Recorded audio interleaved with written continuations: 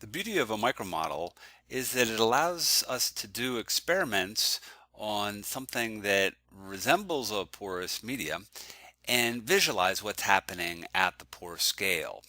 When we do a simulation, we model the actual fluid flow using the Navier-Stokes equations. And we are able to look at the intricacies of the flow around the grains and through the pores. So we have a model that looks something like this with some grains in it. And we put flow through the pores and we get some kind of a circuitous flow like so.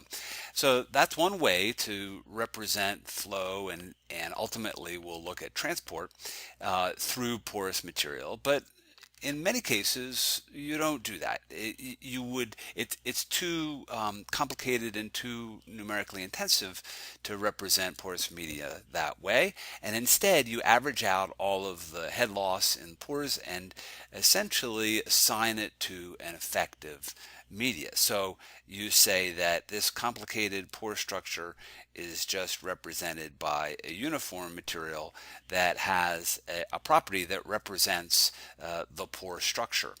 And what we do is say that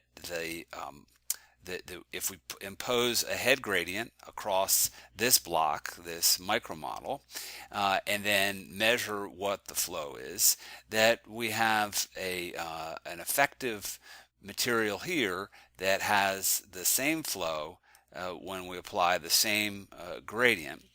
And we do that by assuming that this effective material is governed by Darcy's law. And so that says that the flux is equal to the permeability divided by the dynamic viscosity times the pressure gradient. So what we want to do is find a permeability for this material that allows us to create the same flux through the effective material as we did with the micromodel. Okay, so that's how we upscale the flow through this pore structure and come up with an effective media. That's really what permeability means. And so we can test this out by determining an effective permeability for the micromodel, just simply by rearranging Darcy's law. And that gives us this. And if we substitute in the results from our analysis, actually let me just do it down here where I'll have a little bit more room. The flux that we calculated from COMSOL was 6.7 times 10 to the minus 5 meters per second. The dynamic viscosity that we used was 0.001 Pascal seconds, and the pressure gradient was 1 Pascal per 0.0222 meters. And so this is going to give us the pascals cancel, the seconds cancel. We have units of meters squared.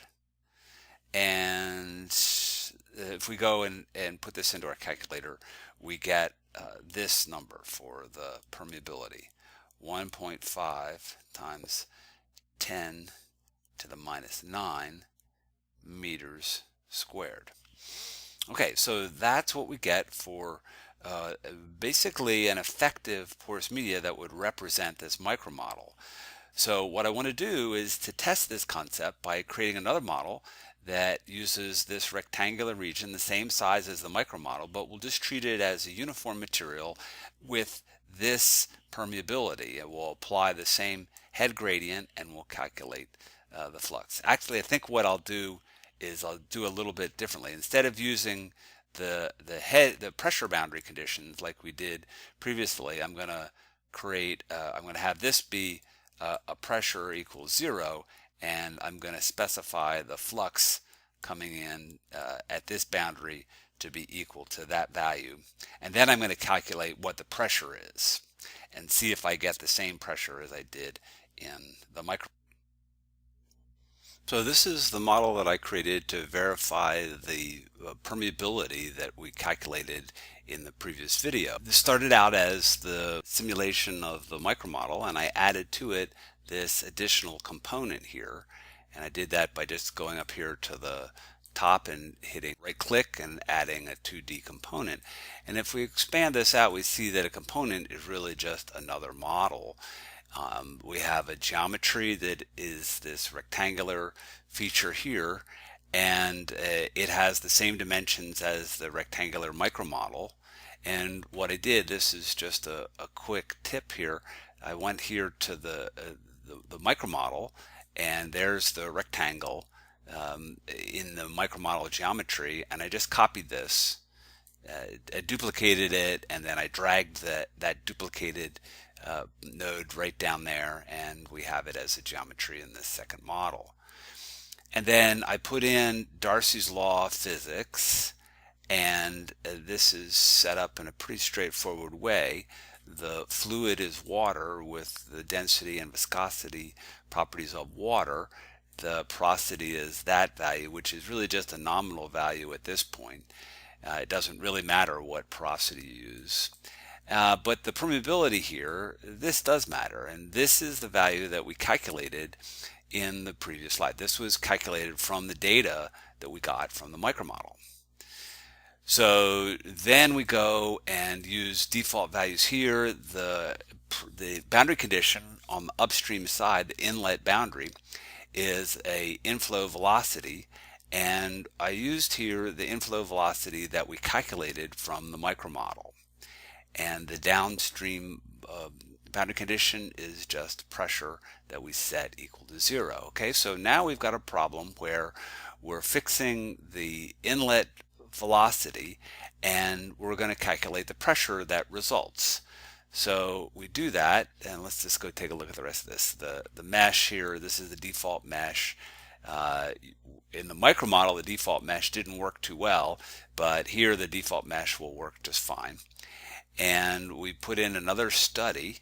The study here has to be put in by going up there and right clicking and adding the study. It's another stationary study, and this will work best if you go and disable the laminar flow and just have the check Darcy's law. So you're really only solving for the Darcy's law of physics with this study. And then I ran it, and well, we'll go ahead and run it again. It's a very fast model. And so let's see.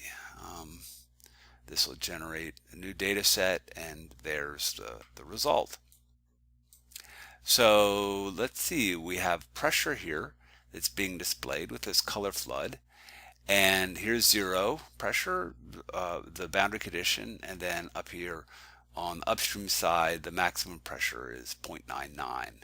So that essentially is confirming that we're using an effective permeability that gives us the same flow for when we have the same head drop as the micromodel. So that's essentially what permeability is used for. It's used to average out the effects of this intricate pore structure so that we have the same flow over a representative region. This would be our representative volume right here.